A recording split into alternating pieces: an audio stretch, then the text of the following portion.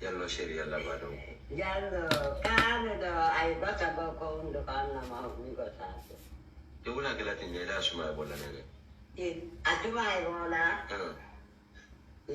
Boba. Nda tuma ay bola Nintendo. Para nunte kuma da intanda tuma. Undo komano. Kami tino tamme tuntu. Da vai kami tina de kami.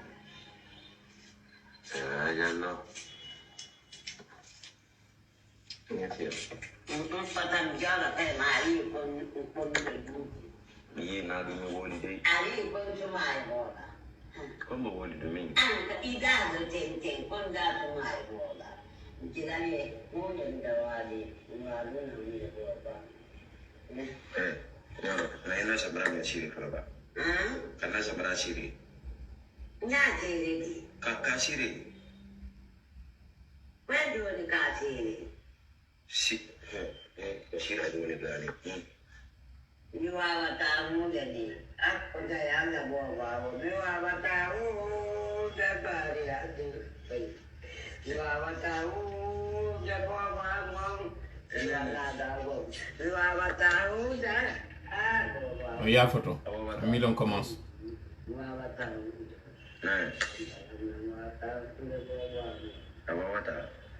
Sa shiri pada yao. Sa shiri ni pada yao. Ni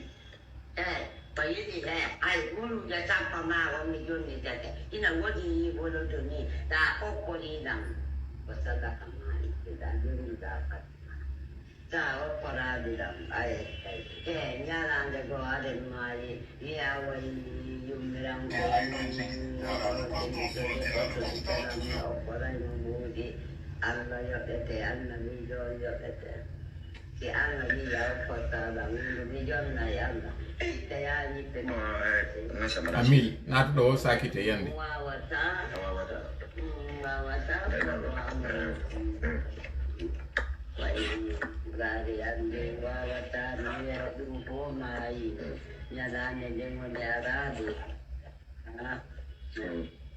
Ashiri, no fiba ashiri follow. Ashiri. Karena sabara ashiri.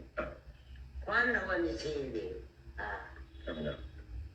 Karena ashiri la mere la kama susah gimana? Ya sabara susah. Ninguém. Tem.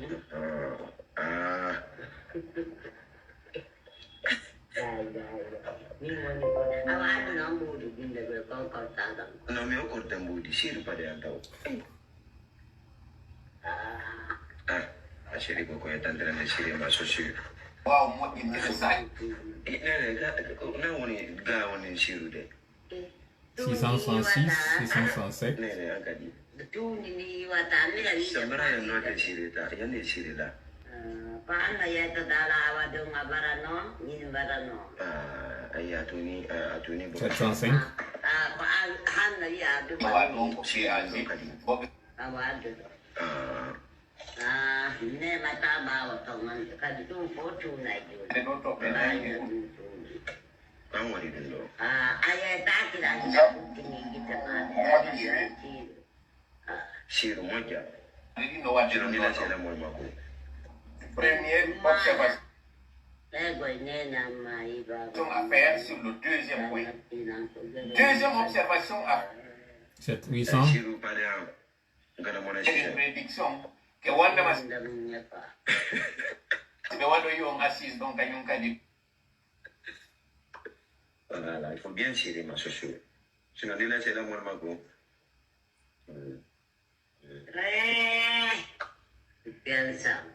861.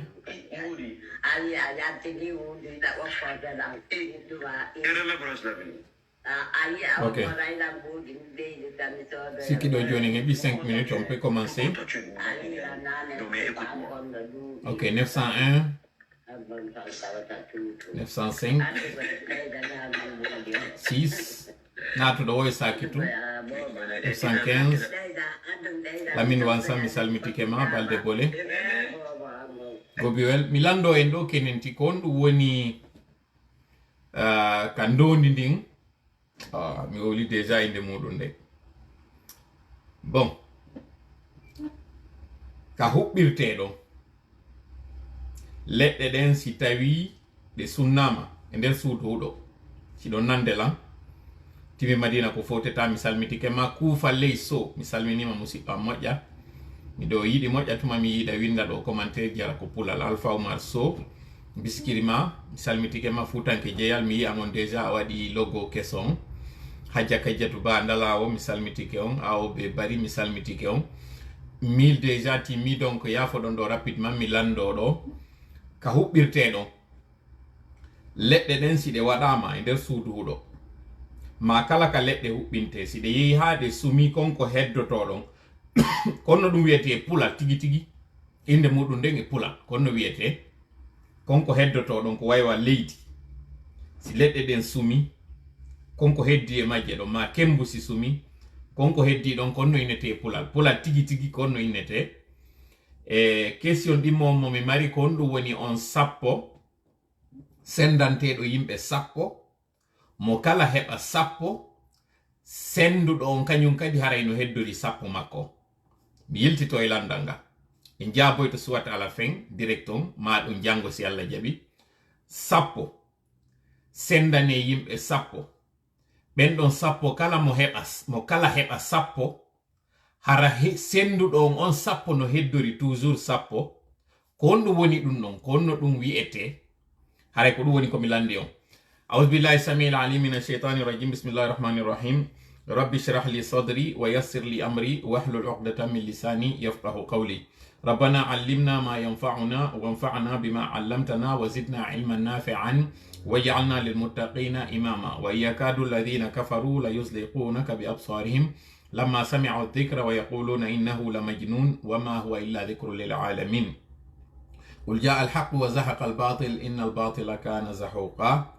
سبحان الله وبحمده سبحان الله العظيم اللهم صل وسلم وبارك على نبينا محمد وعلى آله وأصحابه ومن تبعهم بإحسان إلى يوم الدين. Nous sommes le samedi 15 octobre 2022. Il est présentement 20h passées de 53 minutes en temps universel. C'est la même heure du côté de Sigiri et à Kankan, dans le Bouré, disons, du côté de Nabaya, ça c'est à Kankan. Du côté du Bouré, ça c'est à Sigiri et également du côté de Mandiana. Vous êtes très nombreux à nous suivre, à nous écouter et à admirer ce que nous sommes en train de faire. Également ceux qui sont en train de partager nos audios dans les plateformes WhatsApp, Telegram. C'est le lieu également de vous saluer et de vous remercier tout en nous excusant auprès de vous pour ces retards répétitifs qui sont indépendants pourtant de notre volonté. C'est d'abord dû à des problèmes techniques, mais aussi parfois pour des mises à jour, parce que ce que peut-être vous ne savez pas, lorsque nous lançons les points à l'ordre du jour, nous sommes contactés par des concernés qui nous envoient, qui nous font des mises à jour,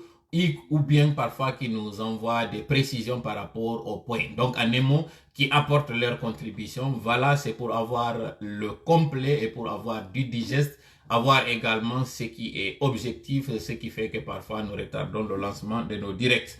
Hara hande do kadi ko sali modon ko toli no ko kala ka wondon inde modon e yettoje modon hara yon salminama hande do ko jemma asewe nyalande sappo e jowabere nden e ndu lewru sappa ɓuri hitande 2022 nden hande do kanyum kadi en fottitiɗo en yetti Allah tawɗo on o newnani en heɗintingol nde jonde meɗen ɗo en salmini wontirɓe ɓen Sigiri e wontirɓe ɓen Kankan e wontirɓe ɓen Sengo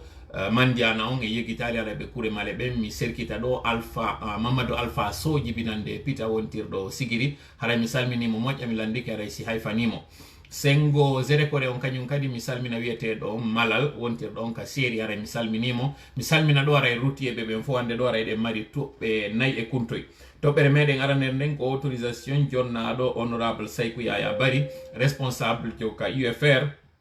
tawnoɗo nawni ka kaso ha woɓɓe inni o tuuti ƴiƴam e yiɗo noon autorisation mo jonnana on ko ɗum woni newnalngol mo yaltugol non seulement fi nawnare makko nden mais o yalta kadi leydi ndin o yaha o ñawdoy o nokkugo est ce que konko waɗi ɗon ko mbayɗe andi no woodi ɓen landiɓe waɗanegol ɗum ɗon no seereske accitegol maɓɓe tun ɓe yata ko ɓe gure maɓɓe nden ma ɓe yaka lattan ɓe ñawdoy o lagine ton on est ce que ɗum ɗo koko tawata haray hino jomodiri e ko inna kon dialogue hino noddita fiyo classe politique on aru wiwɗen ɗon on est ce qu'il peut-on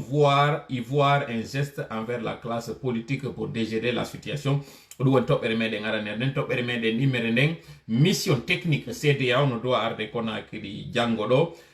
ka tawata ɗon gibi hande ɗo ha ñande 22 on ko exactement yontere ɗo yo échéance fi sanction sévère ji ɗin embargo on fi yo yano e hoore lagine wiwɗen noon haray est ce que konko tawata haray ɗo yo taw ko CNRD o yahata fee kañum CDA on ko CDA on kañum woni arde dartugo situation lagine on yewta fi contenu chronogramme mo ɓe waɗi ɗo on ko ɗum woni durée de transition mo kamɓe haray ɓe to'i lebbi 36 CDA on wi lebbi 29 joni noon haray ɓe yiiday ɗo ɓe yewta fi konko tawata komɓe hayno fundi sabande ma ɗum ɗo wata gasude e nder lebbi 24 joni noon wiwɗen haray konko tawata mission ji secret ji imminama Benin imminama Côte d'Ivoire imminama kañum kadi Sengo Togo on est ce que ko ɗum ɗo woni haray ko battini est ce que haray CNRD on wawi nantodirde e mission ji e CDA on ko ɗon ko landiɗi e ndaray no jabbore ɗen ɗo yerno Allah tagirani en noon taginira ɗin en toɓɓere tammere nden ko o déclaration mo tawata CNRD hino waɗude ka médiaji inna wondema santé économie on ko ɗum woni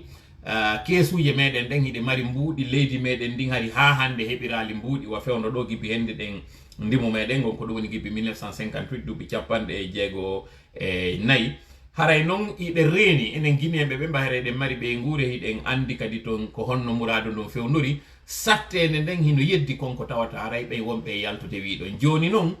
ɓe nayi si CD ala hakkino ñaawa ɗo noon non seulement hiɗen addude CD ji tawɗi haray ɗiɗo wawa sennidirde hakkude gonga e fenade on hakkille meɗen ɗen ɗon kadi ñaawa ko ɗum woni haray toɓɓere meɗen tammere nden toɓɓere meɗen nayaɓere nden ko o insécurité ko ɗum woni waru hoore on e barmingol e bagamma taw ɗon hande ɗo no woodi Conakry no woodi kañum kadi ka nderi leydi lagine ndin ɗi tawata haray on bagamma ɗon yahay ha waru hoore wonkiji sola e nder muɗum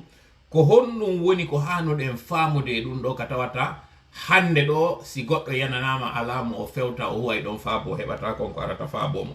kare ko ɗum ɗo woni toɓɓe meɗen nayaɓere nden hiɗen mari toɓɓere jowaɓere tawde nden a réalité ko kuntoye toɓɓe woni ko hawtidirɗe wiwɗen ɗum ɗo ko divers haray en ala juutinde yewtere nden ko ɗum ɗo woni ko marɗen en yetti noon taw Allah newnan ɗo en heyɗintingol nde jonde meɗen ɗo en torike mo no newnirani en fottugol meɗen ɗo e hoore jaam yo newnan en kañum kadi seeɗen ɗo e hoore jaam yo waɗan en jonde meɗen nde hirde meɗen nden ɗo hirde barkinande nde tawata haray himo juuri yurmede makko nden e mayre o waɗana en o longinanmi konko wondi e sawaba o hawrindinanmi tawi on sawaba ɗon o longinanmi konko ɓuuri e fewde e yewtere mi yettina ɗum ɗo e moɗon si tawi noon ɗum ɗo waɗi yo o faamingon onon kadi ko ɓuuri e moƴƴude e faamu o waɗanami min nafa komi yewti kon onon kadi nafa ko jentiti ɗon kon si ɗum ɗo no waɗi hara yetten Allah sabu haray ko kanko woni ko moƴƴi e meɗen andi ten ko kanko woni wawɗo on min mi wawata mi gandiɗa mi ɓuuri on fof ko woni Allah ko yer ko o taƴinanimi konko tawata mi yawa ko ɗum woni ko moni e sendodude e muɗum ɗo si tawi noon axe muɗum waɗi ande tawara mi timma donc kala konko yiwɗon loñoduma yiwɗon to yolde haray udde nde si tawi o yi ko haali toon kañum kadi aray wurta nollan saabu mi timma ande toon ɗerel ngol en kafugol si tawi nan noon ɗiɗo fof si faljere naati toon nde tawata ko seytane woni ko faljininmi no andirɗon noon mi timmaɗa ande haray on seytane ɗon kañum kadi ko gaño neɗɗo on himo wawi mo faljinde non seulement o yewtinanmi konko tawata mi fonda ma o famina on konko tawata ina ɗum ɗo mi falano woni on faamu en torike noon Allah yo woɗɗimo ka jonde meɗen ɗo no woɗɗidiri hakkude hirnangue e furnangue amin ya Allah haray fuɗɗoɗen yewtere meɗen nden ɗo fuɗɗore ɗen taw haray weltanagol o radio wiyeteɗo Film FM en l'occurrence émission makko wiyeteɗo Miradoro iɗen andi ka wayritinoɗe yewtude ɗo en kambuno seeɗa yewtude wiwɗen haray si tawi ɓe yaltini ɓe wi déclaration mo tawata haray on déclaration ɗon hooreɓe maɓɓe ɓen kañum yalti wina ɗum hiɗen habbiɓe hari ko honɗum ɓe yaltata ɓe wi'a ɗum ko e talatare nden koɓe habbano ɗon alhamdulillah rabbil alamina ɓe ari ɓe confirme donc nous tenons à prendre cette occasion vu que la dernière fois nous avions lancé un appel à l'endroit de ces animateurs chevronnés, ces animateurs qui sont des vedettes aujourd'hui des médias en Guinée, dans la sous-région, pourquoi pas dans le monde, dans cette émission qui s'appelle Mirador, qui est un miroir doré, une vitrine où aujourd'hui, c'est le rendez-vous matinal où les gens viennent s'informer. Cette émission, la dernière fois, le lundi passé pour être plus exact, n'avait pas pu avoir lieu parce qu'il y avait, dit-on, des pressions de la part des politiques. Après, nous avons suivi cette déclaration de la part du conseil d'administration qui avait démenti les raisons évoquées par les animateurs de cette radio. Puis nous avions lancé un appel à l'endroit des journalistes qui étaient attendus le mardi de venir dire ce qui s'est réellement passé.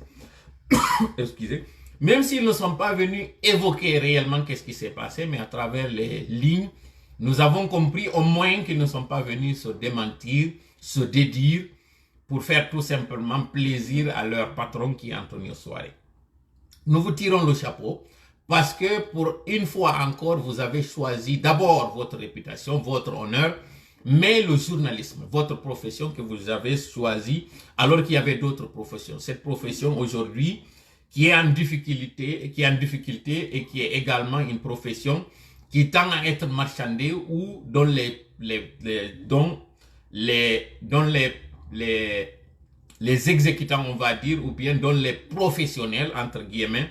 tendent aujourd'hui à monnayer leur réputation, leur sincérité, leur probité contre de l'argent. Vous êtes donc remerciés pour ce geste, en l'occurrence à Bakary Diallo, que j'avais ce jour-là nommé et que j'avais tutoyé. Donc, à tout l'ensemble, à l'ensemble de votre équipe, vous qui animez cette émission, et à l'ensemble des journalistes qui ont été aussi solidaires à votre position, nous vous tirons le chapeau et nous vous invitons à continuer sur ce chemin parce que c'est de ça qu'on attend de vous et c'est de cela qu'il s'agit. Nous faisons une extension de cette félicitation à l'ensemble de tous les médias que nous invitons à être comme ce média, à faire comme ces journalistes qui ont choisi en réalité de dire le droit, de faire en fait, de se faire respecter à travers leur position qui est restée la même malgré tous les risques qu'ils encouraient parce qu'aujourd'hui ils peuvent être sanctionnés à la fois par la HAC et c'est le lieu aussi parlant de la HAC de les remercier pour cette intelligence, pour cette diplomatie dans leur écriture et que nous avions tenté l'autre fois de souligner en informant l'opinion que s'il y a eu pression, en tout cas la pression n'est pas venue d'eux à travers les lignes. Donc nous remercions le doyen Yassine pour ce tact et pour cette diplomatie, pour cette intelligence et nous les invitons aussi à faire pareil pour le reste et à chaque fois que cette occasion va se présenter. Donc Aray Jama doyen fudo do yewtere meden den ka divers jara mi fala yen jenti to dum do ko feƴƴuno e alati feƴƴuno do. Ko tout simplement une troll qui woni e waɗude puusa e ŋeɗiŋereji andete noon ɓay coup d'état waɗi ko drapeau ji kañum Russie yaltinano ton ce qui veut dire que kamɓe ɓe ala probléme si tawi Burkina décidi en faisant leur partenariat yoɓe ƴettuɗi si aɗa probléme ala no seedeya on ala on probléme ton donc ko ɗum ɗo reteneten ka premier point ɗon are noon deuxième point parce que eɗe mari piiji buy ɗi yewteten ɗon on deuxième point mo tawata on la Guinée quand il doit nous inspirer et nos façons burkinabé et on gérer de transition et il doit confirmer quand Ibrahima Traoré comme président Gentondo en attendant il y a avec consensus en commission soit civil ou militaire. Donc je vais moi faire une prédiction que wanda masibe wado yo assise donc kanyunka diko kanko Ibrahima Traoré de maintenir donc parce que en réalité ko senda subo wona wadede. Et je reste quand même un peu dubitatif. Parce que il faut que les gens qui décident, mais il y a des gens qui là-bas, ils fait un coup d'état. Parce que, na yo be arde la dole. Il faut que arde be ndara ko jama o mapori comme be yewta dum non, be yewta weldi be fotina, mais en réalité ko doy be yarata ko dobe.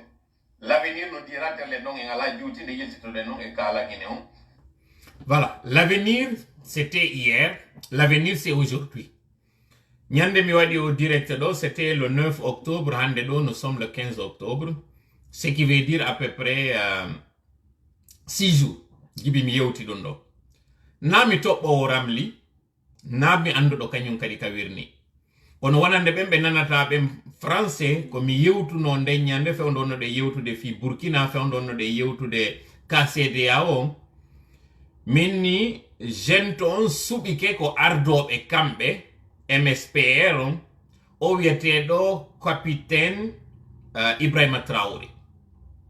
ko doy ɓe waɗiri ɓe waɗu taw coup d'état maɓɓe on yehi ha coup d'état on jaɓa consensus heeɓi e makko après ɗum ɗon kañum kadi waɗunoɗo déclaration on jangi hari joɗinoɗo takko makko on ɗum ko wiyeteɗon capitaine Ibrahima Traoré kamaraɓe ɗo andi ɓe weltoto ɗo joni komi falji ɗo kon ɓay wonoyi ɗon balɗe ɓe ƴetti ɓe waɗɗinimo yeeso ko ardoɓe kamɓe jento ɗum ɗon hari jusqu'ici ko ɓen ɗon neɓali kañum kadi on jente ɗon suɓimo kanko capitaine Ibrahima Traoré fayin ko ardo leydi ndin an natandan yoɓe waɗu assise ji ɗin entre le 14 et le 15 hande kadi tawa ko consensus waɗaɓe suɓo on ardotoɗo leydi ndin pour la transition donc famen ɗo ko étape ji tati waɗi étape arano on suɓagol on ardotoɗo ɓe kamɓe soriɓe ɓen étape ɗimmo on suɗotoɗo on ardotoɗo hande kadi leydi ndin an natandan yoɓe addu on mo ɓe tawata ko on hikkantoɓe yeeso mi yewtuno noon nde ñande minisi ɗin assise ji waɗi ko kanko tawɗo on o ɓodiri doy ha o hewti ɗo ko on kadi ɓe confirmoyta ɗum ko balɗe 6 waɗi hande ɗo en fop en suivi on déclaration mo kamɓe ɗin assise ji ɗon ko ɗi proposi ɗon ko tawata ka ɓe waɗi ɗon déjà charte maɓɓe on annatandan ɓe heɓi ton 27 article e nder ɗin 27 article 5e article on ko ɓe consacrimo ko yugol wondema ɓay ɓe wiwno ko président jo civil ou militaire ɓe ƴetti ɓe ardini on tawɗo on ko militaire jo conformément no mi wirnono kono mi woni e yewtirde ɗum ɗo naafi townugol balɓe an ɗe mi wina wonde mam ɗo andi ko fewndi man ɗo andi ko ni arde hay ko fewndi ko mi anda na non fere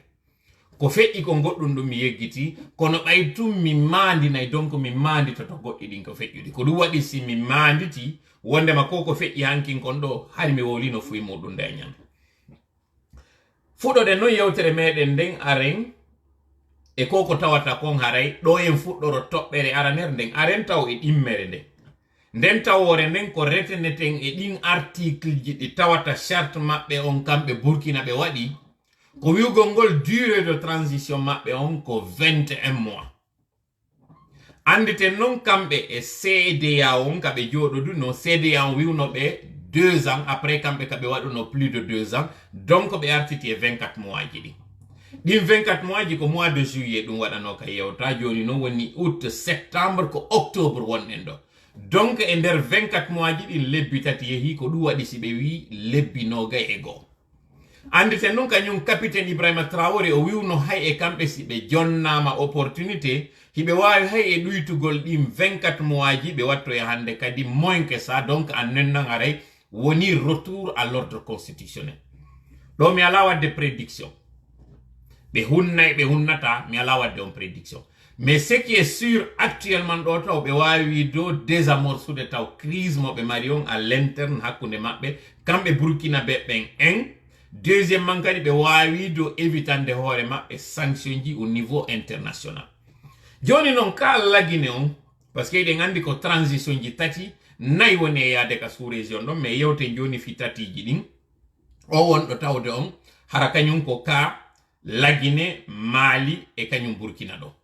hiɗen andi Mali hiɓe yaltude ka furgere hiɓe artude hiɓe yaltinede ka tawno hari hiɓe pina ɗon hiɓe artude hande kadi ka laawol même si hiɓe gertade Burkina woni sakkitiɗo arde on naatita ɗo kañum kadi à travers o coup d'état waɗano ɗon e hoore o président jo tawɗo on ko kanko remplaci kanko tawɗo ko démocratiquement élu mi faala noon aɗa en watta yila ɗo moƴƴa par ce que mi yika commentaire ji yimɓe ɓen no lando ɗo haɗi yewten fi ka audio no tawa ka diverji kono mi faala en ardin ɗo hakkille goɗɗum ko tawata haray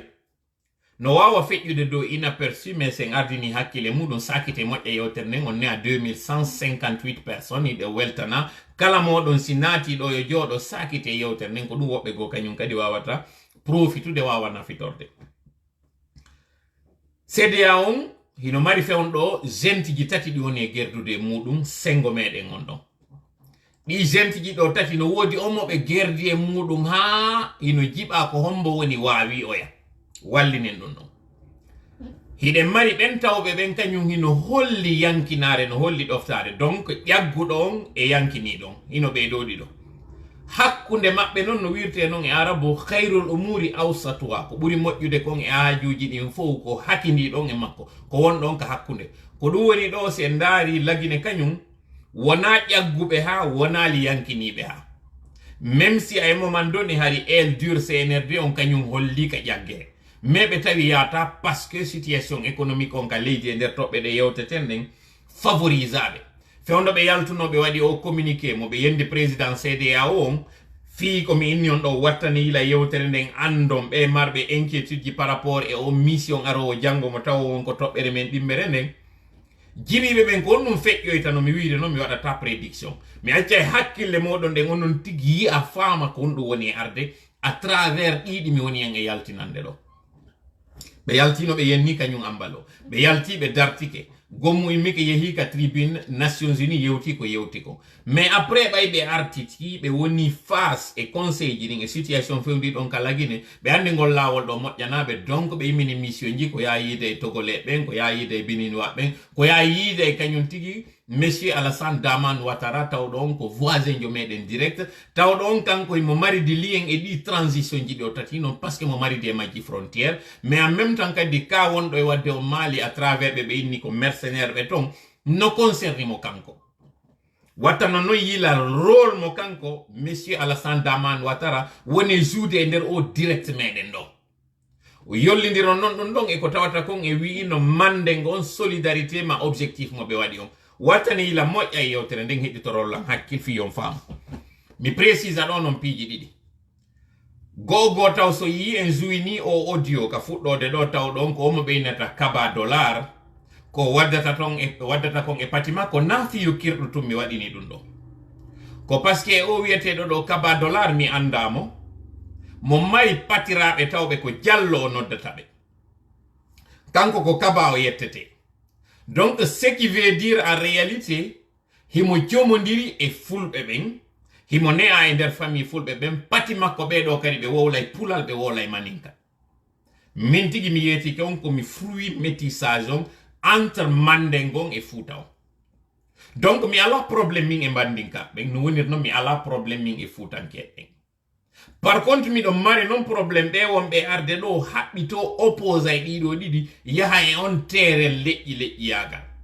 donc précision mo moni e wadde ɗo on simi yewti mi dénonci o projet mo ɓe mandinkaɓe mari tawɓe haray ɓe wi ko ɓe artir wondema konko tawata ko hégémonie mandengon je suis contre ko tawata konko objectif ɓe waɗi contre Vanzemare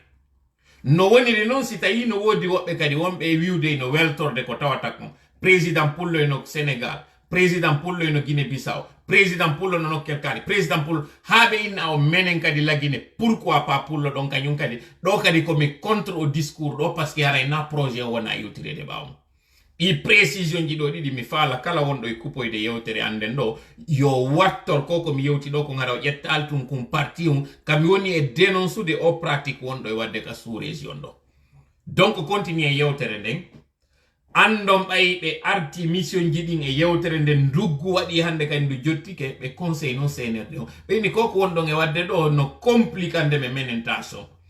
parce que après consensus waɗuno ɗon fi ɗum unanimité on fi ɓayna consensus unanimité waɗuno ɗon États-Unis fi sanctionnugol lagine woduno ɓen noddunoɓe monsieur Alassane Dramane Ouattara wi awa a wallali me menen kadi no mi wallire wi koko waɗuɗa ɗo ko giɗa droit men expliquande qu'est-ce qui s'est passé fi ya lasumen meɗen torima ya wallu men parce que meɗen ƴettuma baba menen kadi jogoro men ɓiɗɗo par ce que iɗa andi ka sous région ɗo meɗen fondi a goɗɗum mematama ɗo parmi ɗi coup d'état ji fof wonde waɗa en natata e discours on fof e détail ji ɗin par ce que ko secret d'état wonmi e yewtude ɗo ande tungin diplomatie wi ɗon conseil ɓe o inni ko waɗa ton waɗe discours ji tawɗi hande kadi waɗe geste ji tawoji ɗi wallitoto men fiyo menen kadi min wallon en wallidira e woni donc c'est dans ça ɗi médiation ji ɗon noon hande kadi accordi wondema mission technique yo immine ara lagine par ce que ko ɗum CNRD woni e wullude CNRD no wullude inna situation on Burkina e situation on Mali e situation lagine na gotum na fi bay Burkina kanyum jabi wiugol ngol 24 mois respecti don non lagine forcément kanyum kadi ko wiwe 24 mois be salaki wonde mabbe waday 24 mois kono be tori yo communauté internationale on darambe ko non be wibe wada e ndir dim 36 mois ji si tawi non hande kadi din 36 mois ji don wonde ma konko be wi wadugol don be ya wallitoto be hande kadi duyto hande kadi be jabi dum don kono be jabu udditugol dammugal ngal donc pour répondre on question don ko médiation mo be wadi on ko fiyo be hayfinane CEDEAO on kanyum kadi falaka yo repetu ko waduno ko Mali population on tampa andintina non ka fe e wiwno si be fala no sanction de lagine ko tawata ko population on tampata hayno di sanction jiyani no nebi mais puisque be ndarande lagine be ndarande population e o sonjamo marbe ndo fo mo tawata o yoedo CD kadi situation on ha on to mo woni mapindo à travers audio mo men hedino ita on do ka responsable yo wondo to reconnaissance wonde mambudi ala kono wata on hawju sakite moƴƴa yewtere on ne a 2306 personnes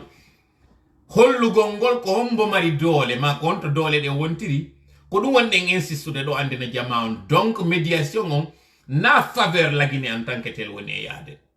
ko a faveur guinéen be ben o médiation do woni yaade parce que be wawata arde be condamna do on population on be wada embargo hibe andi on embargo ko hoore mede ngara o heltata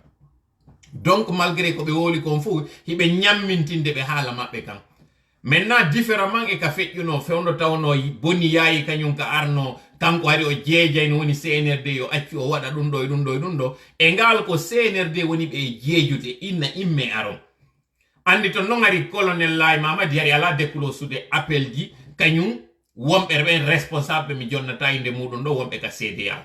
do non ko kambe noddi ko kambe jeeji inni imme aron wata on tewto wobbe amen ko woni e wadude do donc on retene ton eden tobbe don didi premier on et deuxième on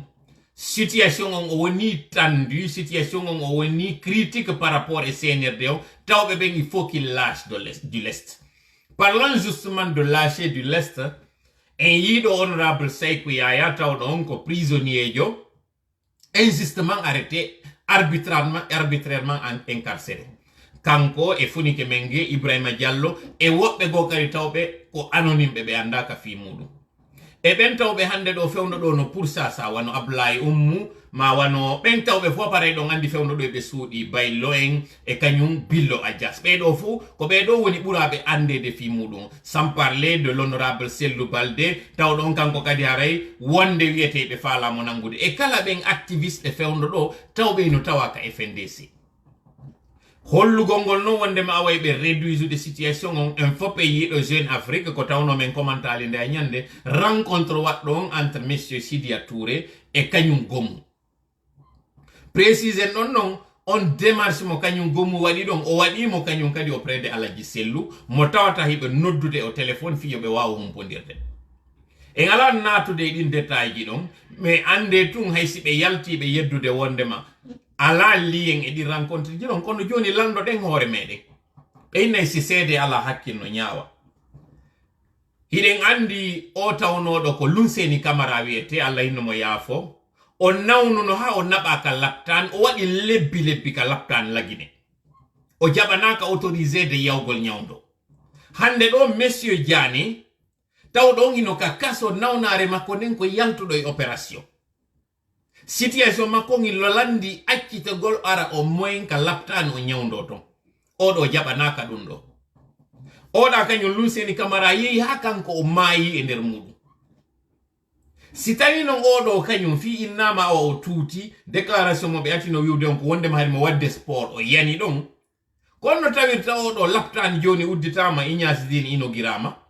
be tawno be dari on tuma hôpitoji inogiraka kambe be jabanaka yaltugol odo ka hôpital on inogira don foni ke mengede mandi mo mari problème cardiaque kono be jawani odo kanyu yaltugol ya nyawdo yo Tunisie hadi awasi be autorisé mo si tawno ara kono be wiiri non tun y a pas de lien ko hadi kanko be autorisé mo o yaltugol o nyawdo lagine don kanyum honorable Sékou Yaya alors fien hubu den tobbe don didi c'est des deux choses l'une soit le CNRD admet et accepte que sa version des faits par rapport à l'incident ou à l'accident ou le malaise qui s'était produit ou qui avait survenu à l'intérieur de la maison centrale, leur déclaration était fausse parce qu'on ne peut pas comprendre que pour une chute accidentelle, qu'on évacue une personne à l'étranger. Ça, c'est inconcevable. Ça, c'est la preuve du mensonge d'État. Ensuite, ceux qui disent, en communiquant au compte de l'État, y compris lui-même, M. Charles Wright, qu'il n'y a aucun lien entre la rencontre qu'il y a eu entre le premier des ministres en Côte d'Ivoire et monsieur et l'honorable Sidya Touré, ceux qui disent qu'il n'y a pas de lien, alors comment comprendre que pour le cas d'un malade, connaissant maintenant sa situation d'évacuation, pourquoi on a pu lui autoriser lui une sortie alors qu'il y en a encore en prison et qui nécessite ne serait-ce qu'on leur donne une liberté surveillée ou une résidence surveillée afin qu'ils puissent se traiter. Comment comprendre que soudainement, qu'on fasse une déclaration dans laquelle on banalise et on minimise ce qui s'est passé en prison, mais que ce qu'on a minimisé soit suffisamment motivé pour qu'on laisse une personne aller se soigner à l'extérieur. Ça, c'est un bon sens que nous sommes en train de donner pour, en fait, montrer à fil blanc que son mensonge, il ne tient pas. En réalité, il y a eu une entente. En réalité, il y a eu une négociation, pour ne pas dire une entente, parce que dans le mot entente, on suppose que M. Sidya Touré a succombé à la demande du CNRD, ce qui n'est pas le cas. En réalité, M. Sidya Touré a profité de l'occasion pour parler du cas de son député, du cas de son membre, du cas de son militant, du cas de son responsable, pour dire vous faites des démarches envers nous pendant que nous avons des militants aujourd'hui qui sont en prison. Commencez d'abord par desserrer les vis afin qu'on commence à examiner votre cas, tout en terminant son échange avec l'honorable Gomou en lui disant que moi ou nous, à l'UFR, notre position reste celle du Quatuor. Comme nous y est français, au fil jama on fait une manipulation motawata 3 contre 1 kanyunka di CNRD no fa la mo réactiver. Quand on CNRD fa la réactiver de 3 contre 1, taw don en réalité retourner contre mabe. Mi wada lo non pose mi andintina. Le CNRD dans son souci d'être objectif dans sa démarche s'est fait prendre aujourd'hui dans son propre piège. Le CNRD qui est allé dans cette démarche de vengeance et de manipulation avait fait sortir des leaders de leur résidence. En faisant sortir M. Cellou Dalein, pour que la démarche soit objective, ils ont mis aussi M. Sidya Touré dans leur viseur. Alors qu'on sait que si pour la résidence de M. Cellou Dalein, c'est une maison entière avec un terrain qu'il a acheté, pour M. Sidya Touré, c'était un terrain nu qu'il a acheté.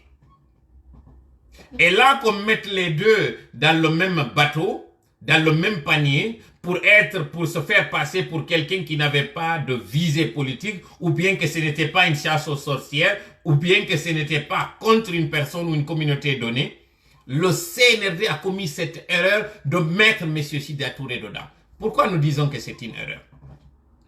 Parce qu'aujourd'hui, dans cette stratégie de vouloir coopter ou bien de faire des démarches envers M. Sidya Touré, le CNRD se fait rattraper par ce qu'il avait fait dans le passé. Un passé très récent. Lorsqu'il y a eu introduction de cette demande, lorsque vous aviez rencontré les leaders que vous aviez convoqués au camp, vous aviez proféré des menaces. Il était question de remettre à M. Sidya Touré sa résidence parce que des conseils vous aviez dit que ce n'était pas une bonne idée. Mais l'air dur du CNRD, en l'occurrence le colonel Sadiba, vous aviez dit non, qu'il fallait casser, qu'il fallait aller jusqu'au bout. Amara était votre porte-parole qui avait dit que nous nous reculerons devant rien. Aujourd'hui, vous êtes face à ce blocus, face à cette réalité où vous voulez démarcher pour déstabiliser, diviser pour régner et vous n'êtes pas en mesure. Voilà l'incohérence de ce que vous avez fait. Aujourd'hui, vous êtes face à ce que vous avez fait. Et vous n'avez que vos yeux pour pleurer. Je ne dirai pas, mordicus, que vous ne pourrez pas diviser cette classe politique aujourd'hui qui affiche un semblant d'unité, cette entente de circonstances, cette union sacrée, Je ne dirai pas que vous ne serez pas en mesure, mais nous attendons ces gestes aussi que vous voulez faire à l'endroit du RPG. Pour libérer M. Kassori, par exemple, pour tenter de faire en sorte qu'il n'y ait pas cette alliance de fait, pour ne pas qu'il y ait cette coalition en émo de ces quatuors aujourd'hui qui constitue une épine dans vos pieds et dans vos et ce caillou dans vos chaussures. Kono mi fala yewtude pulal yaafodon ɗo parce que eɗen andi yewtere nden na enen tun nde fewti kadi woɓɓe goo CNRD no waɗude 3 contre 1 o mais CNRD yeggitino kaɓe waɗuno tambantilo nde on noon fewdo ɓe yaltinayno Alaji Sellu ɗe gandi Alaji Sellu suudu maɓɓe ndun hari ko suudu e terrain kamɓe ɓe sooduno c'est honorable non Sidia Touré kañum ko terrain on ko leydi ndin kañum ɓe soodunoɓe darni mais fi wata wonu ko Alaji Sellu tu wona yaltinede ɓe guuri ɗon kañum kadi ɓe wattori ɗon kañum monsieur Sidia Touré woɓɓe noddiɓe émission waɗi ɗum ɗo moƴƴanta on goy on ninso e konko wonɗo visé tout monsieur Sellu parce que monsieur Sellu kañum hino welifi konko faala ɗon waɗude ɗo kono son tawni toon tout monsieur Sidia hiɗon weldi e on tawɗo ko woni protégé protecteur makko on ko ɗum woni monsieur Alassane Dramane moƴƴanta on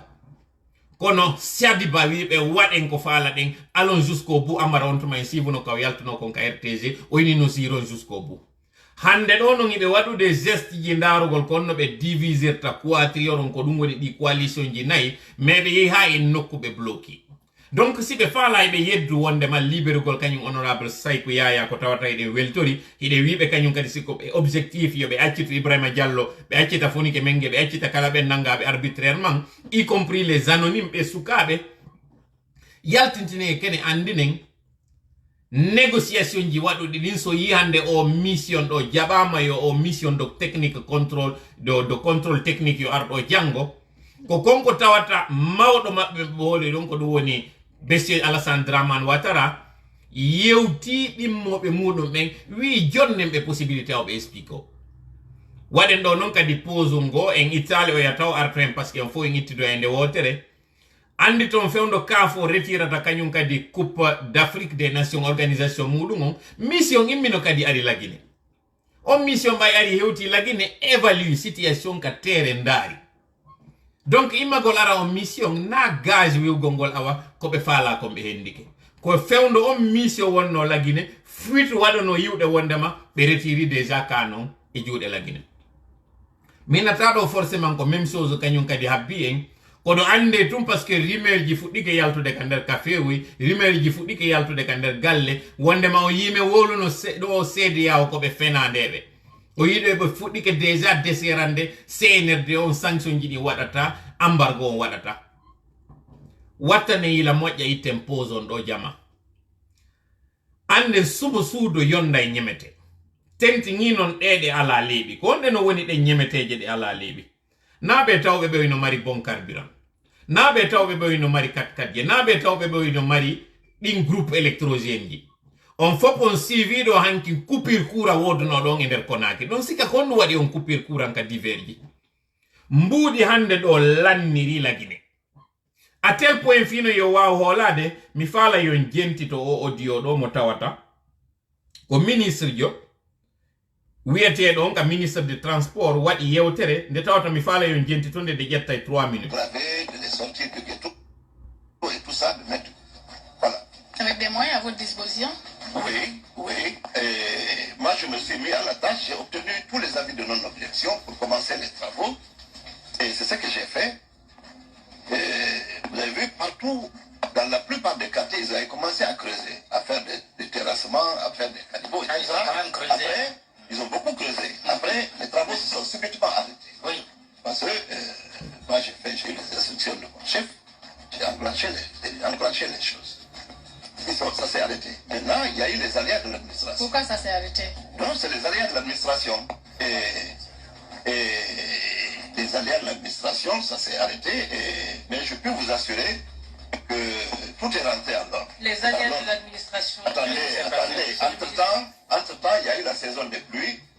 Et nous attendons la fin de la saison des pluies parce que même ce matin, il a plu. Et il vont reprendre tous les travaux dans tous les quartiers. Les administrations sont travailler sous la pluie. Laissez-moi On ne peut pas dire ça sous la Non, pluie. c'est parce que non, donc, je me réserve de dire ce qui s'est passé, mais Voilà. Il dit qu'il se réserve de dire ce qui s'est passé. Quand nous me faisons là, parce qu'on est pris par le temps, que moi, je vais te dire, so on t'a donc, kaka monastère des transports au Wini et ka travaux publics.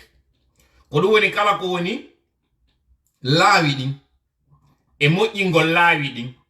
et kala konko inete golle tawoje ko jama on fo ko woni travaux publics on, ko do kanko sarzi dun no. Andite non e der gouvernement kala, no wodi secteur ji tati, di néglige taki. Ministère ji tati. Ministère de la Défense on, mboudi ko manki wo e der leydi. Ministère de la Défense on hebay toujours mboudi mudundi. Fijirtake few. Fijirtake fesno. Ministère immo kanyum kadi ko fonction publique on fi yobugol ben inetebe ben ko fonctionnaire be ben.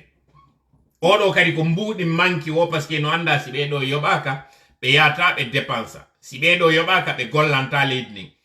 Jannobe ben ko do tawa, nyawndobe ben ko do tawa. Donc ce qui veut dire si be wadani ministère de la santé on mbuudi si fonctionnaire be ben yata gollo yaton dun nafatabe. Si be mwadi mbuudi ka enseignement si gollobe be yahali jannoy dun nafatabe. Donc ministère de fonction publique on odo kanyum kadi mbuudi ko lanni wo ko ma wadane. Troisième ministère on ko transport et travaux publics on mbuudi ko manki wo e leydi dido ko maadi golle fi honnu. Kala ko wiete secteur d'un pays tournugol makko transport on no tawa.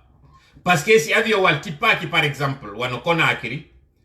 expatrié be arata don be yaltata homme d'affaires be voyageata ata donc domaine transport on ko ma golle munu. Ensuite transport local on tigi si tayi otoje dogali be wawata yeyude carburant mabbe on. Si otoje dogali kambe tigi ministre be wata yade be yida e population be ben gouvernement wata exécuter ko fala ko. Si inama attaque wadi be darta demo on défense mo tawata be wadani mo budget bembe wawata seppinde alaji mabbe dinge hore leydi dimbe yaka be woni wo. À titre d'exemple en yewtido e tobbere meden goyde mari fi affaire insécurité on. Si goddum wadini par exemple wano demudula wobbe ari attaque non si transport et travaux publics on gollali lawi din kambe tigi be wata yade be hewto ya sapeur pompier hewtata dannina suudu bundu be wata de be faabo goddo ko wadi o. Jonnon ko ministre transport on et travaux publics on ministère tawdo ko névralgique jo tawo ko mbuudi lanni wo e leydi be do hebay ko do non inni wonde ma travaux ji darnama pour des aléas administratifs kono no woni dum yilti to den yewtere nen kadi nano moƴƴa ko yewti kon e ko honno o yewtiri e ko honnum kadi o wiyoyta do wonde ma wata wolde fi mudum parce que ko ministre jo. Et ils vont être à pied d'œuvre et la saison des pluies, parce que même ce matin, il a plu. Et ils vont reprendre tous les travaux dans tous les quartiers. Ou les aléas de l'administration. Quand nous avons aléa, ko tawata, ko taƴiyaniji. Ɗinɗi tawata wiyen tun koddorier, on ko koddorier, wiyen tun koddorier fiyo welu fi. Wo koddorier administration, on ko ɗum waɗi golle ɗen dari kono, fo arsi en ordre. Ne ɓe yalta yewta ɗo ina mbuuɗi lanni, ɓe yalta e ɓe yedda ɓe ina mbuuɗi no woodi. Wano par exemple kañum gorko hersay o yaltono ɗo wi Gibi lagine heɓi indépendance hari Guinée heɓi raali ndi mbuuɗi. Joni noon monsieur Alpha Condé duuɓi sappo e goɗi kanko o waɗi ɗo ɗi. Malgré difficulté ji ɗi marɗin fo o émission ɗo ko feƴƴuɗo Grande Gueule e o émission e ko feƴƴuɗo e nder émission wiyeteɗo Grande Gueule e o radio inneteɗo Espace FM. Haray min torike on jentito e intégralité yewtere makko nden fo parce que no juuti e wawata no addude ɗo. Kono andi ɓe innay wo fenowo sikkay nunnowo on kañum wawa andude ko wona yewtede. Ɗo non ko mone yewte kon na kañum monsieur Yaya Sow mi woni attaquude goy. Je n'ai rien contre lui. Ko ministère mo o incarni on mo tawata kanko muan jon golle de woni e wadude den ko dum mi fala en jentito moƴƴa jentite non konko wowli do bay o wata immade o wowla din gongaji me kono si dengal to wi hakki sora jentite ko yewti ko Travailler sous la pluie. Laissez-moi finir. Tu peux pas dire ça sous la pluie. C'est parce que, non, donc, je me réserve de dire ce qui s'est passé. Voilà. Il se réserve de dire ce qui s'est passé. O wata wowlude ko fetti kon. Joni non e hakkille moɗon. O wi ko ndungu ngun ko ndiyam ɗam. Fewndo ɗo est ce que ko fewndo ndungu ni haɗi golle waɗa.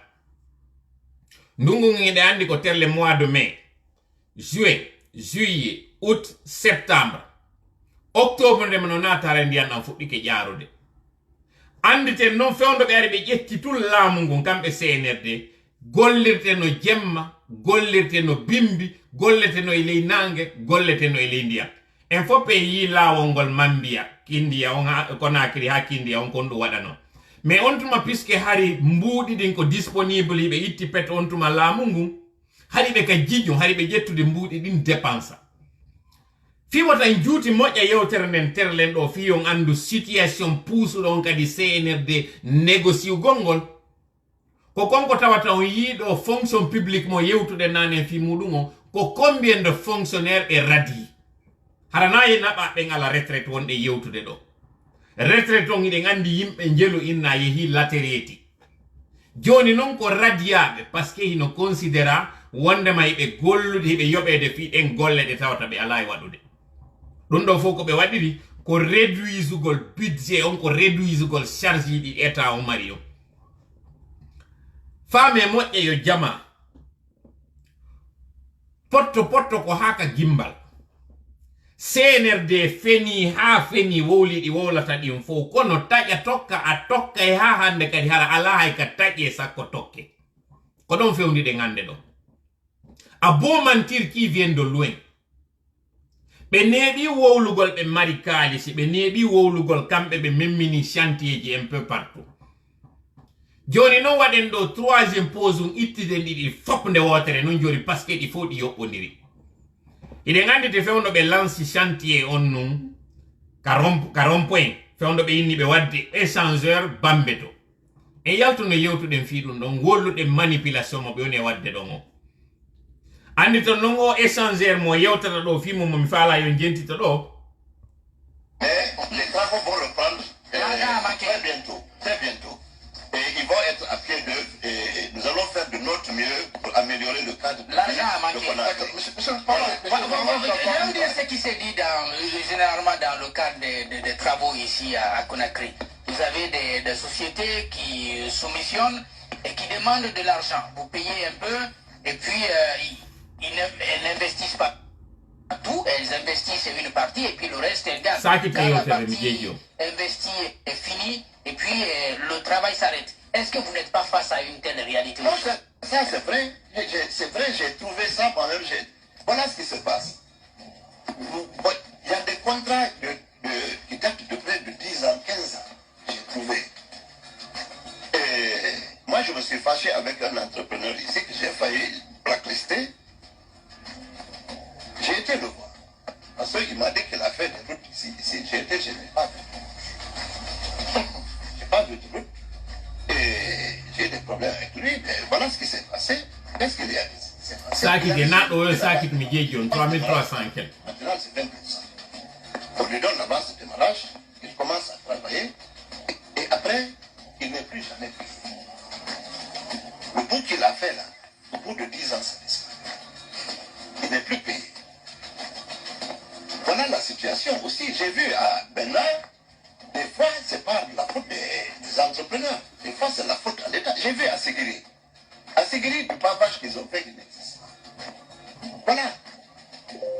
Maintenant, il faut que les choses changent. C'est pour cela que le président a instruit qu'il ne veut plus que quand on commence un projet, qu'on s'arrête. Il ne veut plus. Il nous a instruit, nous tous, et moi, et le pôle financier, et nous devons de rassurer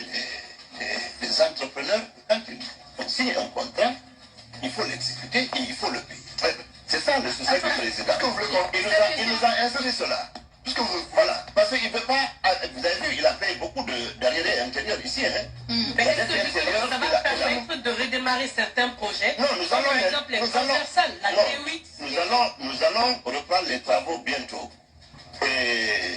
Et tous ces jours-ci, nous sommes en réunion. Et je peux vous assurer que les travaux vont reprendre. Vous avez vu actuellement, CBTEC est en train de travailler. Ils sont en train de désenclaver. Voilà. En ala duty de yewterne parce que ko maka di fireng o reconnaissy kanko tigi be réunion de balde do fo do ngandi non kon woni wadde di réunion ji jentite moƴƴa en itti pause on do jentito don moƴƴa en fait situation gravité mo guinéen be mo jodi den e hore mudun do parce que iden jodi e hore poudrière malheureusement ko guinéen be kadi woni entretenude dum do tawbe hibe fermude gite mabbe nen be reni pasa murtande de wonde e mudun den tanamo be woni e sutinde hore mudum o échangeur mo tawata do hibe wowlude fi mudun kagbele. J'ai du respect au kanyum ministre jodo au moine jodo mi do respecte mo mais mi faala yobe hebu konko honnêteté intellectuelle kono wadi nun ko ndundu gongol anda hina régime ardo wo ko yettu charge feƴƴuɓe ɓen famina ko feƴƴuɓe ɓen woni waɗali golle ɗen c'est dire enen ko ɗum toujours soñji en arɗo woyno wiide wonnoɗo feƴƴunoɗon gollano ma feƴƴunoɗon ko on waɗi haɗi min mi wawa wadde goɗɗum e yiɗo ko ɓe waɗi kon e kano ko wiwgol pendant toutes ces années pendant 7 ans pendant 8 ans, pendant tel nombre d'années, lagine no jonna kan on fus wadaka. Mais quand be bay be ari kon no be wadi en réalité. Bay taw be wadi coup d'état be andu no coup d'état wada do non o hebay répercussion et image leydi din tigi kambe arbe wadi de coup d'état. Do non kadi be do kon no woni wadude.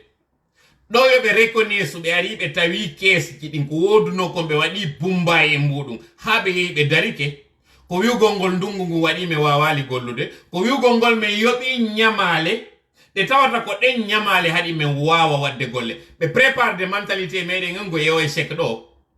c'est-à-dire si embargo on yano yide balde wonde arde do parce que ko arabu ben finance rompo en bambe ton si embargo on no yani di mbudi do fi kala ko arabu be mbudi ngarata be andi déjà ko habbibe ko be arnon ka mediaji be sensibiliser be prépare hakkille meden den e o are di travaux ji do fo be andi na taw kambe ari be etade go be gollude déjà taw o échangeur do e yi daynande de wadano den den kadi ka innano ko échangeur tay en réalité ko rampo wada na hay pont.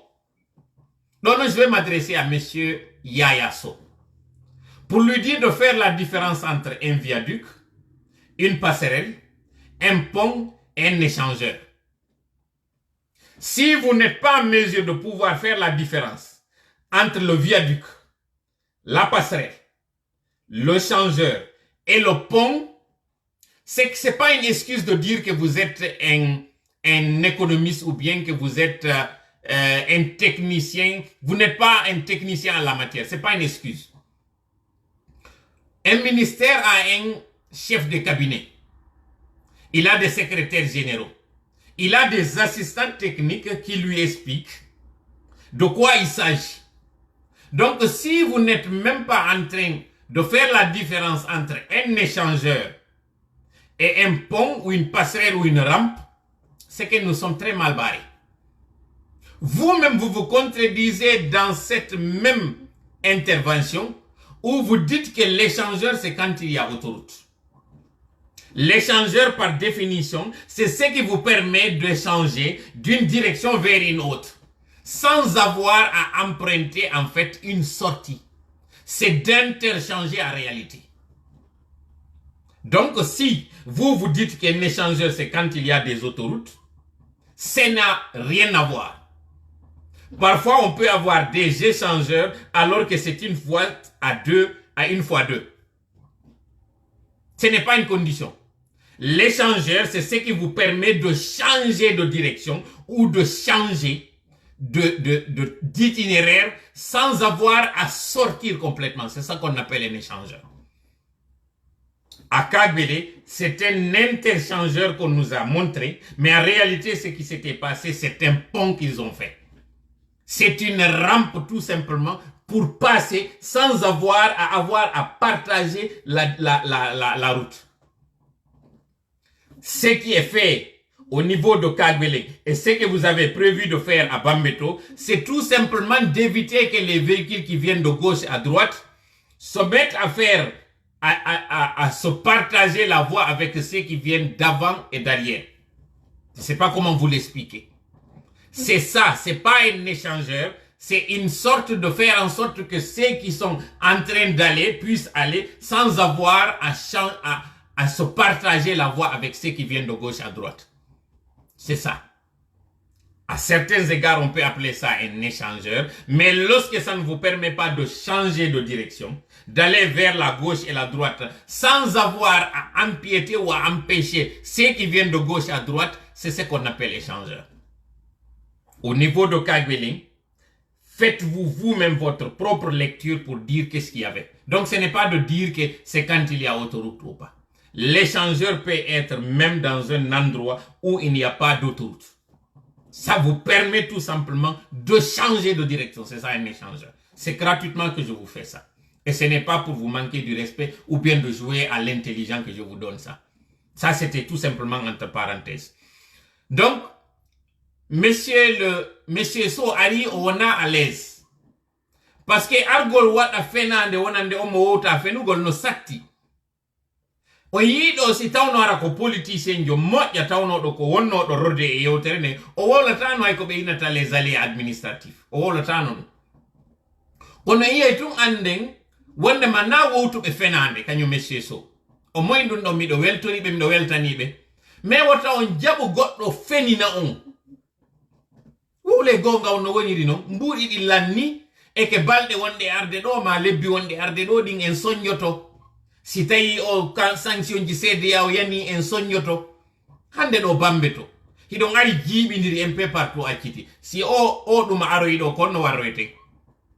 konno waɗeten ɗum ɗon hande kadi ko soñja jano wonɗon en e waɗande ɗo donc reconnaissez wondema kees jiɗin ɗi viidi e ke kadi lebbi wonɗe arde ɗo ɗin ɓurta kadi viidude anditen ɗo non en yewtino wiwɗen hay carburant on ko taƴa tokka ɓe waɗi fiye waw heɓude carburant ndu lewru ɗi lebbi wonɗe arde ɗo ɗi donc raɓɓiɗi kon fiyen yawka divers ji ko hanoɗen famude aren ka insécurité hande ɗo CNRD no andi tableau o woni sombre hande ɗo CNRD no andi lebbi wonɗe arde ɗo ɗi en soñjoto moƴƴa surtout ka domaine transport ɗi chantier ji ɗi yuɗon ɗo fof ɓe memminiɗi ɓe ari goɗɗi go e mum ɓe kupi mbuuɗi ɓe ɗuytidiri fiye wawe exécutede ɓe ƴetti mbuuɗi ɗin ɓe naɓiri nokkugo ko tawata naɗon duwano on nani journaliste on ɗo ko landiɓe kon wowli ko on ɗum wona yewtede wondema kamɓe ɓe entrepreneur ɓe ɗo sino suusuno yaltugol dénonça ɓe wawi wowlude hande ɗo ino woodi ɓe ñawli ɓe yoɓali taw ɓe ara ko sous-traitant ɓe ma contractuel ɓe ko raɓɓiɗi kon ko hanuɗon famude CNRD no hani finugol anda o politicien mo ɓe woni wadde ɗo nafata en fus aren non joni ka insécurité yewten fi ko feƴƴi labe en particulier ma ɓe coupeur de route ɓe wonɓe hande ɗo ino sévisude tuma gouvernement tawi ko politique woni e waɗude ala darande leydi muɗum ndin ko sifa ɗum ɗo waɗata en toriki Allah e Allah hinno yaafo ɓe almamiɓe ɓe zawiya ɗo tawɓe ɓen ko hanuɗen famude attaque on ko waɗi ko entre 20h30 21h pendant 30 minutes fellugol ina waɗude e nder quartier ou pendant 10 minutes ou 15 minutes contre force de l'ordre on wonno ɗi pick-up ji fof darnaɗi hande ɗo ka hoore axe hino aynude yimɓe ɓe tawata yaltantaɓe taho si tawno ɓe yettuno koye pick-up ɗo ɓe naɓi koye intérieur ɓe fuɗɗo kooya ɓe waɗa pick-up ji ha hewtoye ɓe fuɗɗo ɗuma onno maneya ha hewte kooya ha hewte tabile ha hewte mambiya ha hewte ɗuma honno firgiyagbe ha hewte kindiya ha tippe ɗuma honno konno ɓe innata ɗo modi segeya ha hewte ɗuma honno hay non ha hewte sugeta ha hewtoye mamu ha hewtoye mpe pat koye pick-up fo koye ɓe awi ɗo si koye nungino ka hoore lawol ɗo nden si kaw coupé de route waɗɗirayno ko woni wadde ɗo ko kono ko tewa ɗum groupement de force spéciale e o Zéphir mo ɓe waɗi ɗo ɓeɗo fo na ko waɗana ko luttugol contre insécurité mais a yeyi goɗɗo no attaqué hara hay niɓɓali futuro o ñalolma teɗɗan goɗɗo kadi no wawi alansara bimbi yimɓe no attaqué de paradoxe wonɗo lagine on ko fewndo militaire ɓe ɓen ɓuri memminade waɗa mutinerie ji lagine ko fewndo professeur enseignant ɓe ɓen ɓuri waɗude grève ji e manifestation ji awa ɗo kañum kadi ko fewndo groupement de force spéciale insécurité ɓuri ɗuɗude lagine. Mais c'est quand même inconcevable. C'est incroyable, inacceptable qu'on ait fait de la Guinée. Premier régime, on a dit qu'on fait un syndicaliste. Taudo ino inna ko GNB, mouvement syndical pour décapiter de la Guinée. Cadre be inna be ben kanko awo inna ma ko cadre jo contre ma cadre be bura warede. Enen toujours la Guinée. Inna don arifi yo wonu solution on finalement kon do wontata hande kadi inconvénient kon do wonata hande kadi malon be mawbe do tawbe be yalti ka julirde si goddo yetinobe ka be woni arde be daro ka boutique don be fottayno don e lajal be wadata no dum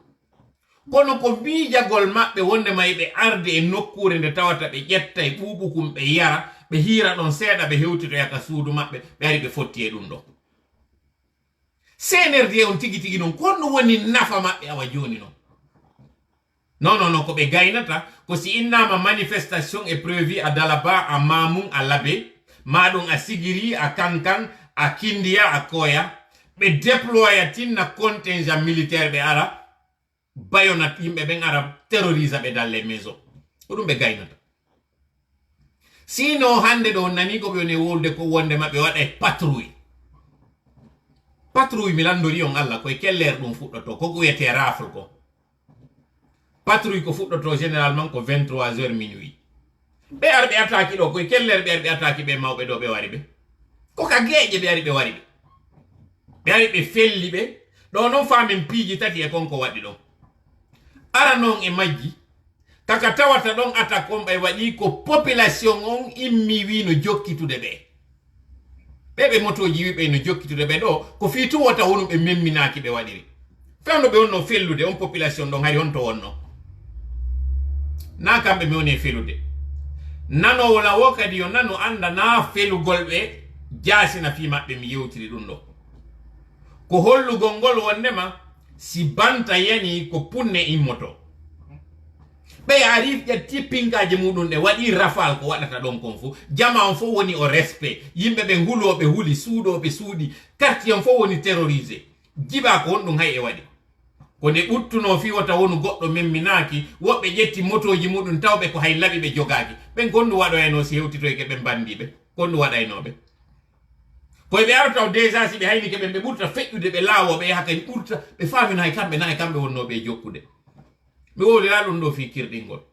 ko hollugol tun ko force de l'ordre on fewndo wonano fellede ko ɓen hanono argol donc fi yeso si faɗi ɗo waɗi mi jeeji on pour votre sécurité wota goɗɗo ƴettu motoru muɗum wiyay no iwtirde ɗo ɓawa goɗɗo jogaki ala sa nani no yawgol fewtina hoore muɗum e ka warete ko waɗugol ɗum ɗon naynugol ɗo manifestation mo tawata ɓe innayi tun kala yaltuɗo manifestation ko wargol hoore muɗum non sana ni wargol hoore mudum ko tuma goddo ardi e finkari felli yimbe barmini goddo mo tawata e andi maaya innoda non an a jogaaki hay laspero wi ada yaade jokkito yaaro ko juste parce que musibe be wadiri dum don parce que be yi haano be wadu be wadali kambe joni be jettude risque ko nyalo nango eno yeso bay be jokkiti hay goto parce que be fokkintidi don tum be hubbin tumotoji mabbe be jindinkini don hay si be andi ben ka yawno suudo yi don be wawata wadde goddum interpellen do non ka tobbere di mere din quartier ji tawata be andi ben ko honto yeyi natoy wadbe ben dum do no andagoy parce que ka be ari be feli est ce que be wadi kagulji ka yeso mabbe ampul jari hubba don ka goddo yiyabe andi tabe wodi andi dum be ni Ben ko on dum huli argol dénonce wiya ko kaari e kaari tawano. Je peux vous garantir une chose. Andugol be Zawiya ben, andugol be Basara ben, andugol be Kula ben, wonde mabe wadobe dum do si Allah jabi ils seront pris. Ils seront arrêtés l'un après l'autre. Mais le mal aura été déjà fait. Parce que be fait imbedo est-ce que be artiraybe e ngurda. Be artiratabe. Ko njelo kadi waroyte après be do ko be taw fudda warede. Mais e wi si tay banta yani ko punne immoto. Be ni kadi non si bare fuyi ko babbandu nangoyta. Le CNRD, au lieu de militariser des zones, de réquisitionner l'armée à Ratoma, de terroriser des pauvres dames, pourquoi vous n'êtes pas fichu sécuriser les usagers de la circulation contre les coupeurs de route? Vous avez fait des barrages, mais en réalité, c'est pour arnaquer et racketter les citoyens. Jamais vos patrouilles, que ce soit les patrouilles de brigade mobile ou bien ces postes de contrôle, n'ont arrêté ne serait-ce qu'un seul malfrat. Jamais. Des attaques s'opèrent en longueur de journée, en longueur de soirée, en longueur de nuit. Jamais vous n'avez arrêté un malfrat. Même un suspect, vous n'avez pas arrêté.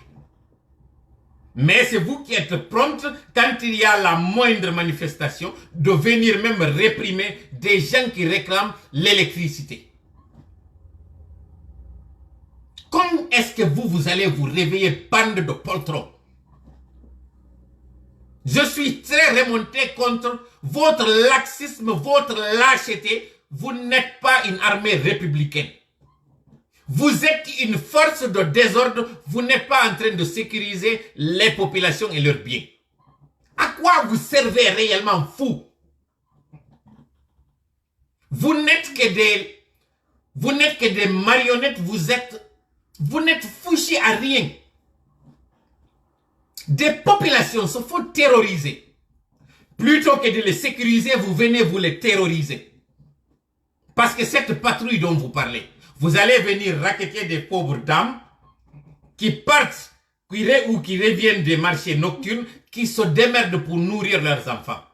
Ce sont ceux-là que vous allez arrêter. Ou bien des boulangers qui partent faire pour faire des pains la nuit afin de servir les populations le lendemain. Ce sont ceux-là que vous allez venir racketter, vous allez venir terroriser dans leur boulangerie. C'est ce que vous êtes en mesure de faire. Ou bien des taxis, des conducteurs de taxi qui sont en train de chercher la pitance. Ce sont ceux-là que vous allez arrêter, les taxer de tout et leur soutirer de l'argent. C'est ce que vous êtes fichus faire. Pendant ce temps, il y a des populations qui se font tuer. À Sigiri, à Kankan, à Mandiana. Ces personnes que vous avez tuées parce qu'elles ont manifesté contre la mauvaise gestion des secteurs miniers. Où êtes-vous pour sécuriser ces mêmes personnes contre les coupeurs de route quand il s'agit de leur or? Quand ils vendent de l'or ou du diamant, ils sont victimes d'attaques. Vous ne les sécurisez pas. Mais c'est de venir tuer ces populations quand elles réclament leurs droits. En réalité, vous n'êtes pas que contre une région. Vous êtes contre toute la population, tout le pays. C'est dommage. Donc, haray yewtere de juuti en wawali haray atakude diverji meɗen ɗi no faliraɗen non. Anden tum piiji tati fiyo insécurité. Ɗe pinkaji e ɗe kure ɗe wonɗo yiide no sirkila ko kamɓe tigi woni e jonnude ɗe ɓe sukaɓe.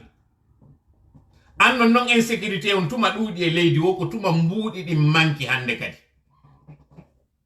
Si mbuuɗi e golle lanni e leydi ko insécurité jokkata ɗon. Parce que ko maɓe ñaama, ko maɓe watto, ko maɓe heɓa ka ɓe heɓata ɗon. Aw mi interpella ɗo non ɓe njulaɓe ɓe. En nanay ɓe wiya mbuuɗi e giɗo yeɓetake parce que si a yeeɓi goɗɗo ara joni wippo. Onon ɓe tawɓe ɓen hiɗon yeeyude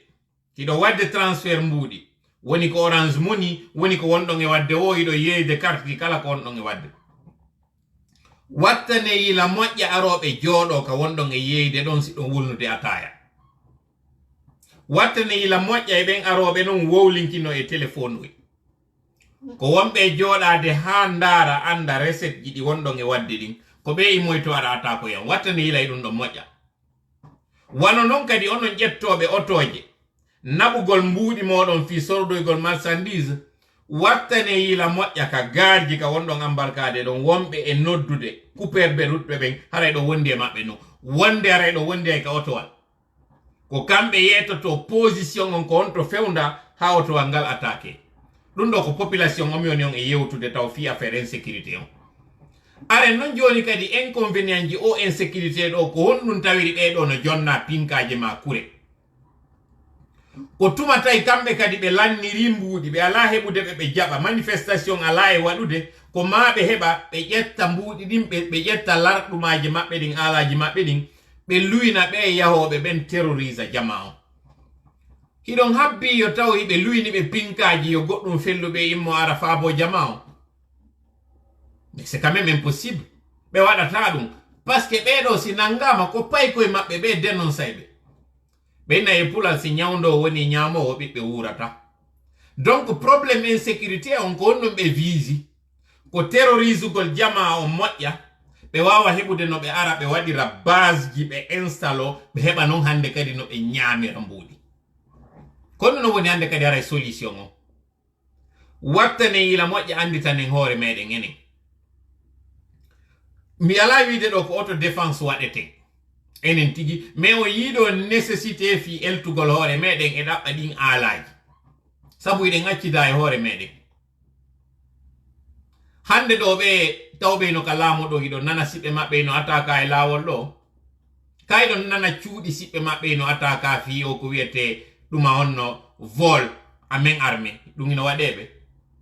waɗata kañum monsieur Bachir tawɗon kaka sécurité ko ɗum woni e waɗude hande ɗo nayi tourné ji ɓe woni ɓe yalti ka yaasi ɓe yaaɓe jinda woy ɓe yi andugol Côte d'Ivoire kon ɗum woni modèle de sécurité maɓɓe on kamɓe to andi ton noon on mission ɗon kadi no yuɓɓodire komi wiwno on ɗa nanen gon ko ɓe woni e ɗaɓɓude kon juɗɗe monsieur Alassane Dramane Ouattara donc ko wari kon no ñoƴƴi dernier point on ɗo parce qu'on est pris par le temps ko fi o audio ɗo momi faala yon jentito mo tawata en yewta e ɗo toɓɓe ndam fi makko yaafo ɗon ɗo anditen ɗo noon ɗo yomi yaltude taw e o chapitre insécurité ɗo en yewta e ɗo fi ayewal wongal ka suratul baqara aye 30 31 32 kala on daali ɗon mbaɗa ausbillahi mina cheitani rajim wa idha qala rabbuka lil malaikati inni ja'ilun fil ardi khalifa qalu atajalu fiha man yafsidu fiha wa yufsiku dimaa wa nahnu nusabbihu bihamdika wa nuqaddisu laka o aye ɗo fi hibbugol ƴiƴam o hakke ma ko tawata leydi fi affaire hibbugol ƴiƴam on taw hakke ma ko tawata fi mum hino mawni duwaka waɗede malaika ɓe mbay Allah holliɓe projet muɗum o waɗugol ka leydi baba adama e ɓiɓɓe muɗum ɓen fii ko lonto ɓay tawi ɗe ɗin jinnaji o ɓay tawi ɗen kulle wonnoɗe ka hoore leydi ɗe ittama malaika ɓen hina yeddoɓe Allah ɓe dartotako ko Allah wiɓe kon kono tellement ke ɓe andi gravité hebbo ƴiƴan on ko ɗum ɗon ɓe utilise yetagol Allah fi wata projet on waɗu andi to noon ko ɓe wiya la yasuna allaha ma amarahum wa yamaluna ma yufalun la yasuna allaha ma amarahum wa yamaluna ma yumarun la yasuna allaha ma amarahum wa yafaluna ma yumarun mi sikki aya on kono haray faljitelan ɗo oustaz Saydou Sow siɓe ka direct ɗo haray ɓe faljitan ɓen kummaluɓe fo won ɗo la yasuna allaha ma amarahum wa ya'maluna ma yu'marun ma yaf'aluna ma yu'marun goɗɗum e muɗum haray faljitelan ɗo yande ka ɓe karmo ko ɓe meɗen addoɓe ɗo ala kulli haal anden ɗo aye wangal kañum malaika ɓen hina dartotoɓe Allah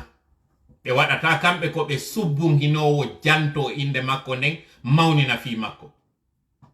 Kono ɓaytugi ɓe andi hibbo ƴiƴam on ko piwunkun tawata Allah yiɗa fiyo ɓe yewtu wona woodi ka ɓe wowli ko ɗum ɗon ɓe mentionani Allah,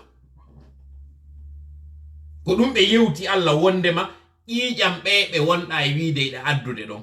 ɓeɗo hiɓe faala ɓen ko yawyoɓe ɗon ha hibba ƴiƴam wona wonɓe e yeddoyde. Wa yaf'aluna ma yu'maruna, wa yaf'aluna ma yu'maruna. Ok, ko ɗum ana say ko kufalli so haray ɗum andi ko la ya'suna allaha ma amarahum wa yaf'aluna ma yu'maruna. Voilà, wa yaf'aluna ko ɗum dai ba ɓin ɗo welti moƴƴatuma mi yiɗo hiɗon faljita ɗo konko tawata haray hino faljanɗe haray no waɗude jeune ala e tawgol ngol haray goɗɗo faljay. Si tawi kadi a hunjaki mi yuno nyande go oustaz Taybu tawɓe yiɗen andi ko hunjiɓe moƴƴa ta ko ɓe moƴƴa nder alqur'an o. Kono nyande go mi yiɓe wadde direct ka nder direct ton ɓe ari ha en nokku tawi ɓe hoolaki moƴƴa ko ɗum woni ayewal ngal no ngal ardini non ɓe landi jama audience on non ɓe inni haray wurtane en ndi anto non ɓeɗo ko karmokoɓe si ɓeɗo jenaki wiugol dartane en ɗo moƴƴa hunjiɓe anda ko min tawɗo ɗo komi janganako on to sokon aroyta ɗo ronka landagol on wurtane en sino falja la ya'suna allaha ma amarahum wa yaf'aluna ma yu'marun. ɓeɗo ɗon sikka ko mere ɓe insistiri ɓe inni Allah wonde maɓɓe yimɓe si ɓe aroy ka hoore leydi ɓe hibboya e ƴiƴam ko paske hibbugol ƴiƴam on ko piiw mawnu ko moƴƴa non ka Allah mawnu ko moƴƴa ka malaikaɓe enen non ndi leydi lagine hibbugol ƴiƴam woni banal ƴiƴam goɗɗo hibbete jam walo tallo tawa goto ha jaka konko tawata non ino mawni ka Allah en no mawni ka Allah a tel point malaikaɓe ko ɗum ɗo utilise comme argument landitagol ene Allah waɗay tun ɗum ɗo fi kala ɓeɗo ko ɗum ɓe waɗoyta. Allah on ko jaaboyɓe ɗon ko inni Allah on ko daari ɗon qala inni a'lamu ma la ta'lamun. O wi'i mo andi konko tawata ɓe anda kamɓe ɓe yewti fi ɗum ɗon kono kanko mo andi goɗɗum ko tawata ɓe anda e hakkille moɗon onon karmokoɓen kon ɗum woni konko Allah andi ko tawata kamɓe malaikaɓe ɓe anda. Haray landawol ngol en jaabotongol ka nder en jaaboto tawaray ka commentaire ji ɗon konko tawno Allah no andi ko tawata kamɓe ɓe anda ko tawata ko sabu on raison ɗon o tagiri je ko sabu on raison ɗon o continue projet makko on malgré on warning ɗon malgré on flag ɗon malgré on risque ɗon. Allah on inni a'lamu ma la ta'lamun. Hiɗen andi aye on ko honno ardidi ɗon o so daaringol ɗerol ɗon en jabotako ɗon ɗuma ɗon fiye waw arde ka dernier point ɗo mi yeltiti ɗum ɗon ɗo mi insisti mi andi ƴiƴam ɓeɗo on Allah hinno ɓe yaafo alaji en zawiya ɗo mi sikki ko alaji Umar ka ko alaji honno ɓe makete ƴiƴam maɓɓe ɗan hibbirali mere se yi kadi lagini han joni e wawali hettude hoore meɗen yiye lawol ngol ko konko tawata laamu arngu woyno warde ndaare régime ji ɗin ɗon sous région meɗen on ɗon ko peyi hombo woodi warirɗo citoyen ɓe muɗum wano lagine hara day nawiugol ko incursion julɗo e julɗo on régime ji tawɗi nin wari innocent ɓe yewtelan peyiji ɗin Guinée Bissau Sénégal Sierra Leone Côte d'Ivoire Mali Liberia Gambie ɗiɗo fop yeetelan ko peyi hombo tawata innocent ɓe warirama wano lagine ma wariri non ko ɗum woni ara innocent ko ɓen tawata ɓe bonnali hunde iɗen andi Guinée Bissau ɓe piiro ha ɓe hetti hoore maɓɓe na ɗiɗo wonɗen e yewtude dartiɓe ɓen contre colonialisme ma néocolonialisme na ɓen ɗon en yewtay woni fi ngul laamu warngu yimɓe muɗum ngu ndaron ɗin peyji waɗon classement majji on ɗo hande ko hombo woni tête de liste ɓurɗo warde on hiɗon tanƴini non enen lagine wawa hettude hoore meɗen ma yiyen laawol ngol ma yiyen ɓuttu tanke ɗiye ƴiƴe hibbaɗe ɗo ɓe arali ɓe jooɗi ɓe reconnaisi wondema ɗe ƴiƴe ɗo hibbama nunɗal waɗa justice jonnite ɓe tawɓe ɓe waranama siɗen faala en adda e Bill Clinton hawtidirenmo e George Bush hawtindiremo e Obama hawtindiremo e lamɓe ɓe anduɗen ɓen fop lagine yarata yeso na kuddimi woni e waɗande lagine en wawata hettade hoore men tanke ƴiƴe yimɓe no hibbirede ni tum banalma rien de manière injuste are non joni e dernier élément on jentitoɗon audio ɗo ɗon suudu batte ka sumata no waali ɗum mi harani ɗum wayde waɗere sina ñande so nano mi yewti ka suudu min ne mi joɗni alka mais sokama ɗo mi yalti goɗɗo nanallan he mbiɗo fillo ko mi heɓi kasto non min noon ko wiɗono ɗo wondema ko min noon bon honorable ko mako ɗon ɗo haray ko sokkaɗon ɗo ko fof Elaji Sellu waɗali appel randali visite ɓe guure monde no ɗum no welama tan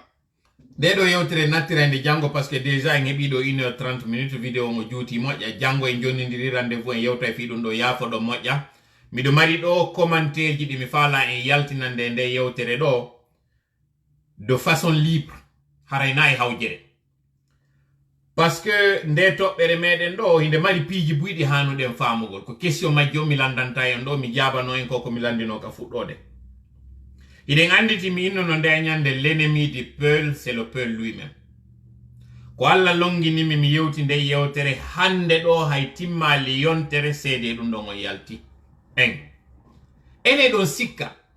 ko gandal an waɗi simi wowliri ɗum ɗo ni tun ka ko observation ka ko Allah longinimi première question mo mi landi o mo mi faala yo jaabo yo hoore moɗon annatan dan jango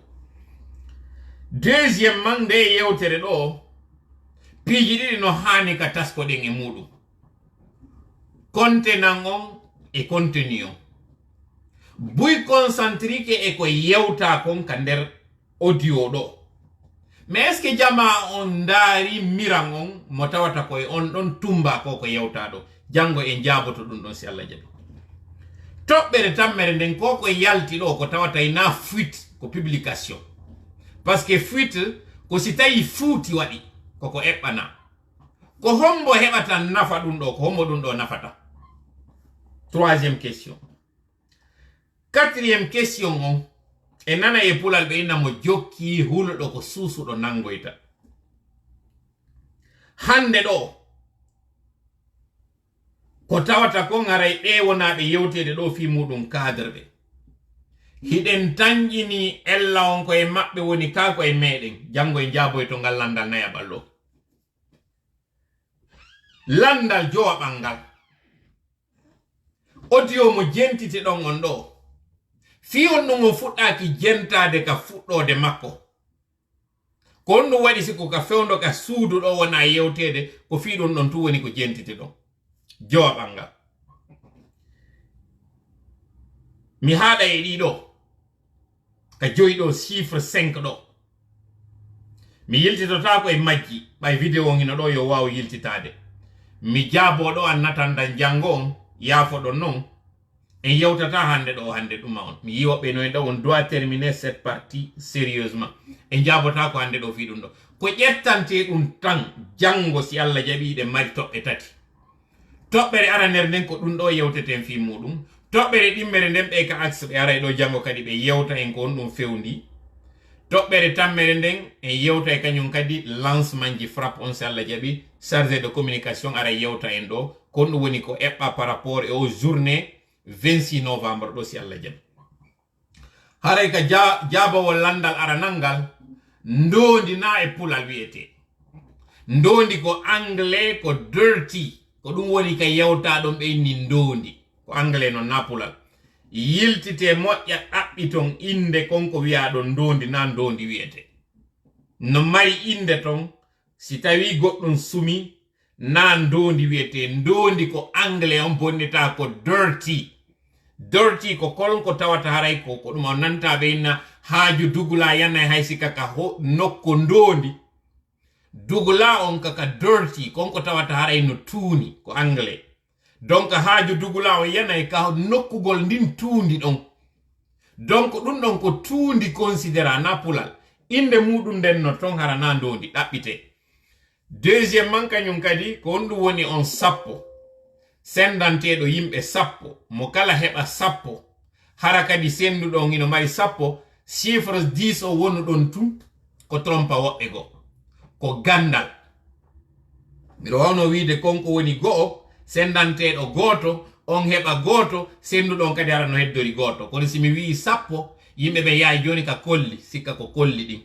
wiya ko honɗugo waɗari chiffre 10 on ko gandal hendata jonna goɗɗo sendana yimɓe 10 e nder sal piwun taw ko ngaray ko piiji 10